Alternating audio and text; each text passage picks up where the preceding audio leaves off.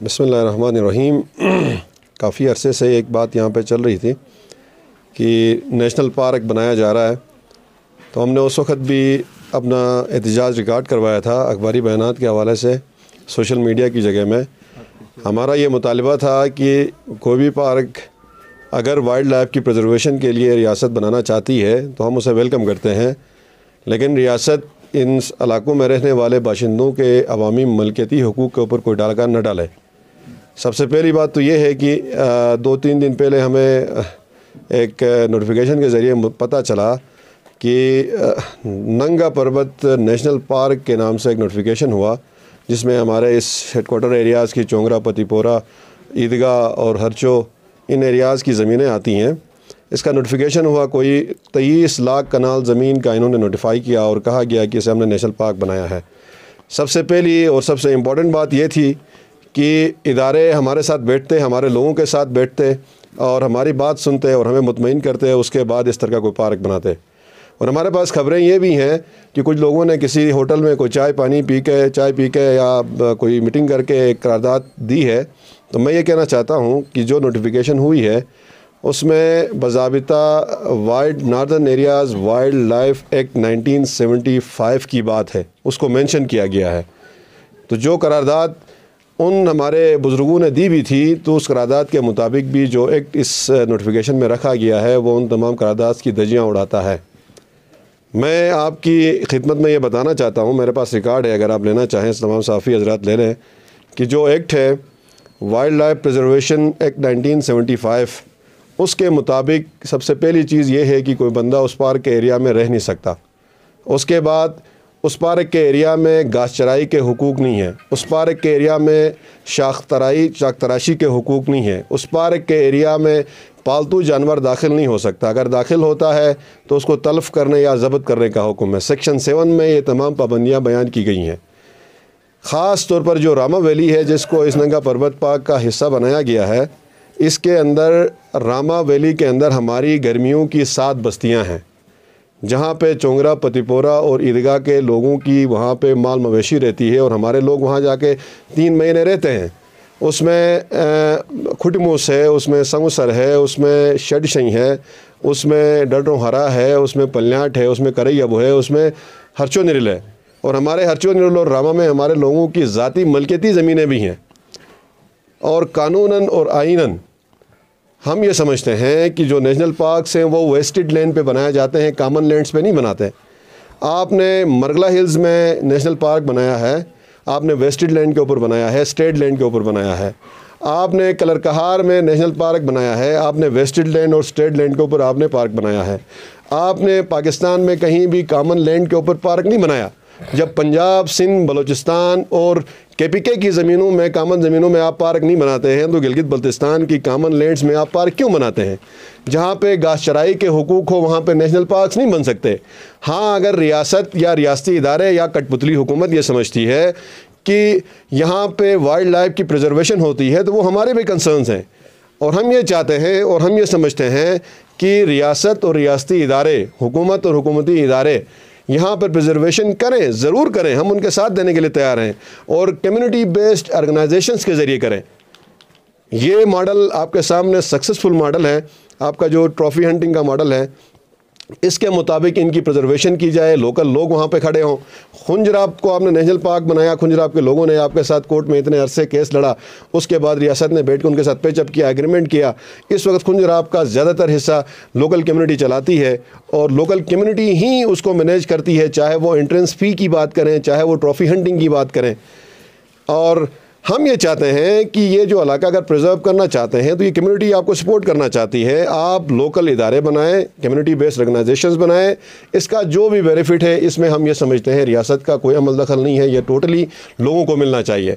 आप ऑलरेडी यहाँ पर रामा वैली के अंदर इकनॉमिक एक्टिविटी कर रहे हैं। आपने PDDC बनाया है, आपने जो फॉरेस्ट वालों का रेस्ट हाउस बनाया है, आपने PWD का रेस्ट हाउस बनाया है, आप वहाँ से कमा रहे हैं। मेरे ज़मीन के ऊपर आपने बगैर कंपनसेशन के इमारत बनाई है, मेरे ज़मीन पे बगैर कंपनसेशन के आपने पत्थर उठा के आपने इमारत बनाई है, मेरी लकड़ी को आपने बगैर मेरी किसी इजाज़त के, बगैर मेरे कंपनसेशन के आपने इस्तेमाल करके एक इमारत बना के कमर्शियली यूज़ कर रहे हैं, और मुझे आप उसमें से रॉयल्टी भी नहीं दे रहे। तो मैं ये समझता हूँ, मेरे लोग ये समझते हैं कि ये जो ज़मीनें हैं ये यहाँ की कॉमन लैंड है, आइनन कानूनन। जब आपको ज़मीन पे कब्ज़ा करना होता है, हरी सिंह का कानून याद आता है और उसे खालिसा सरकार कहते हैं। जब आपको ज़मीनें लेनी होती हैं तो आपको लैंड रेवेन्यू एक्ट याद आता है। तो हम ये समझते हैं ये कठपुतली हुकूमत और रियासती इदारे, गिलगित बल्तिस्तान बिलखुसूस अस्तोर की ज़मीनें इंतहाई स्ट्रेटजिक लोकेशन के ऊपर है। ख़ास तौर पर जब ये जो नया सीपेक रूट की बात आई, यारकंद और शिगर और बुबिन से लेकर इस शोंडा टनल की तरफ जब ट्रेन रूट की कहानी चलने लगी, तो रियासत ये चाहती है कि यहाँ की महंगी तरीन करोड़ों कनाल ज़मीन ये पार्क डिक्लेयर करें। जिस तरह इन्होंने F9 पार्क को मोर्टगेज करके लोन लिया, हम ये समझते हैं कि मुस्तकबिल में ये कठपुतली हुकूमत इन पार्क्स को भी मोर्टगेज करके अपने लिए लोन की तैयारी करेगी। और ये जो ज़मीनें हैं सोने से ज़्यादा महंगी हैं। हम चाहते हैं कि इन ज़मीनों के हकदार, इन ज़मीनों के मालिक सिर्फ़ और सिर्फ यहाँ के बाशिंदे हैं, इसके अलावा किसी का हक़ नहीं है। अगर रियासत यहाँ के लोगों के मुफाद आम्मा के ख़िलाफ़, यहाँ के लोगों के मलकियती हुकूक़ के ख़िलाफ़ कोई भी काम करती है तो हम ऐसे फ़ैसलों को अपने जूते की नोक पर रखते हैं। और रियासत को ये याद रखना चाहिए, अस्तोर में पहले भी ऐसे गलत फ़ैसले हुए। हेडक्वार्टर को लेकर आपने जो हंगामा खड़ा किया, तो हम वही लोग हैं जिन्होंने यहाँ पे आपको मजबूर किया कि आप हमारे फ़ैसले को, हमारी राय को तस्लीम करें। तो आज हम वही लोग हैं, आपको ये बताना चाहते हैं कि आप इस तरह के फ़ैसले कमरों में बंद होकर सेक्रेटरीज़ के ऑफिस में बैठ के ना करें, बल्कि यहाँ पर खुली कचहरी रखें। जो लोग हैं, तकरीबन 1000 घराने हैं चोंगरा पतिपोरा ईदगाह के, जिनका रामा में हुकूक हैं, वो सब बैठे उनके साथ बात करें। उसके बाद उसको जो बनाना है। जब तक उनको मुतमईन नहीं करते हैं, जब तक रॉयल्टीज़ तय नहीं होती हैं, जब तक मलकियती हुकूक इंश्योर नहीं होते हैं, हम किसी किस्म का कोई पार्क बनाने नहीं देंगे। हमें ऐसा कोई पार्क मंजूर नहीं है। अगर कोई सहूलतकारी करता है तो हम उसके ख़िलाफ़ भी आवाज़ बुलंद करेंगे। तो हमारा कहना यह है कि कोई भी बंदा मलकियती हुकूक के ऊपर डाका डालेगा तो हम उसके ख़िलाफ़ खड़े होंगे, क्योंकि ये ज़मीनें हमारी हैं, इसका हक़ सिर्फ़ और सिर्फ हमें मिलना चाहिए। जब पंजाब की कॉमन लैंड पंजाबियों की हो सकती है, सिंध की कॉमन लैंड सिंधियों की हो सकती है, जब KPK की कॉमन लैंड KPK के लोगों की हो सकती है, बलूचिस्तान की कॉमन लैंड बलूचिस्तान के लोगों की हो सकती है, तो गिलगित बल्तिस्तान और अस्तोर की कॉमन लैंड अस्तोर के लोगों की क्यों नहीं हो सकती? हमारा ये सवाल है। रियासत ये चाहती है कि दुनिया के सबसे ज़्यादा स्ट्रेटजिकली इम्पॉर्टेंट तरीन हिस्से में इस तरह की हरकत करें ताकि ये लोग रियासती इदारों से अपनी नफ़रत पैदा करें। मैं समझता हूँ एक सेक्रेटरी अपनी मर्ज़ी से रियासती इदारों के ख़िलाफ़ नफ़रत फैलाने के लिए इस तरह की हरकतें करता है। और हमारे वज़ीर आज़म साहब सिलेक्टेड साहब वहाँ से आते भी नहीं हैं, यहाँ पर गिलगित में बैठी गवर्नर हाउस में इसका इफ्तिताह करते हैं और ये समझते हैं कि हमने कोई बड़ा तीर मारा। आपने देवसई को नेशनल पार्क बनाया 30 साल पहले, आपने लोकल लोगों के साथ एग्रीमेंट किया, आज तक आपने 1 रुपया उनको नहीं दिया। आपके सामने है कि देवसई को नेशनल पार्क बनाने के बाद आपने टेंडर करके पंजाब से लोगों को बुलाया वहाँ पे होटलिंग करें। सिर्फ और सिर्फ रामा वैली के अंदर टूरिज़म की वजह से इस वक्त कम से कम 1000 लोगों का इस अस्तोर में रोज़गार चल रहा है। 3 महीने से 4 महीने जो सीज़न होता है, आप इसको नेशनल पार्क डिक्लेयर करेंगे, उसके बाद आप टेंडर करके पंजाब से किसी इन्वेस्टर को, किसी ATM को ले आएंगे और लाकर आप अपना होटल चलाना स्टार्ट करेंगे। हम बिल्कुल भी तस्लीम नहीं करेंगे। रामा वैली के अंदर चोंगरा पतिपोरा और ईदगाह के लोगों का मलकियती हक़ है। हम यहाँ पे किसी किस्म का मलकियती हुकूक के ऊपर डाला तस्लीम नहीं करेंगे। और हम ये मुतनब्बा करना चाहते हैं, जो लोग इन सहूलतकारियों में शामिल हैं वो अपना किबला सीधा करें। इस तरह की बंद कमरों में बैठकर फ़ैसले करके कोई काम नहीं हो सकता। हम आज के इस प्रेस कॉन्फ्रेंस से तमाम लोगों को ये दावत देना चाहते हैं, चोंगरा पतिपोरा और ईदगाह के माहिदीन यहाँ बैठे हैं, कि हम इन मलकियती हुकूक के ऊपर डाका डालने वाली तमाम साजिशों के ख़िलाफ़ मुत्तहिद हो रहे हैं। हम आप सबको दावत देते हैं। हमारा इस वक्त अस्तोर में आपका नंगा पर्वत नेशनल पार्क का भी डिक्लेयर हुआ, आपका हिमालय नेशनल पार्क का भी डिक्लेयर हुआ और देवसई नेशनल पार्क डिक्लेयर हुआ। नंगा पर्वत नेशनल पार्क में आपने 23 लाख कनाल ज़मीन को डाला, आपने हिमालय नेशनल पार्क में 38,18,000 कनाल ज़मीन को डाला, आपने देवसई नेशनल पार्क में 70 लाख कनाल ज़मीन को डाला। आज हमारी आबादी अगर कम है तो कल अगर 100 साल बाद मेरे लोग कहाँ जाएंगे? मेरे लोग आपको खाएंगे, आपके पास आके बैठेंगे। मेरे लोगों ने तो इन ज़मीनों को कल्टीवेट करना है, इन ज़मीनों में आबादकारी करनी है।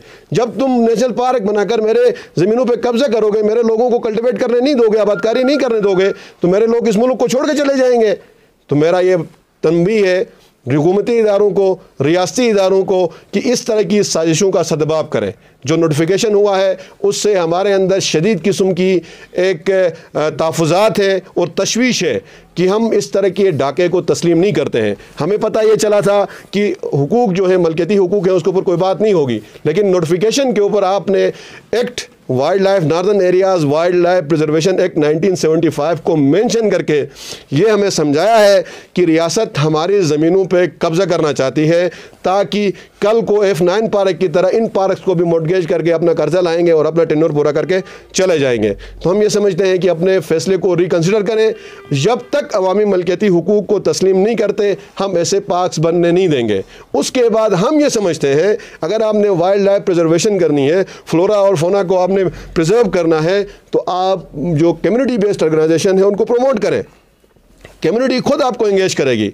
आपके पास सबसे बेहतरीन एग्जांपल जो है आपकी ट्रॉफ़ी हंटिंग है। जब तक आप उस ट्रॉफ़ी हंटिंग को आप इम्प्लीमेंट करें, यहाँ पे लोकल लोग आप इन्वॉल्व करें, वो उनके लिए एक इकोनॉमिक एक्टिविटी भी हो जाएगी। हमारे पास सिर्फ और सिर्फ एक ही इंडस्ट्री जो है टूरिज़्म की इंडस्ट्री। अगर आपने इनको बंद कर दिया, टूरिस्ट को रोक दिया, टूरिस्ट को तो आप माने देंगे, लेकिन हमारे लोगों को यहाँ पर कारोबार करने से रोक दिया तो हमारे लोग जाएंगे किधर?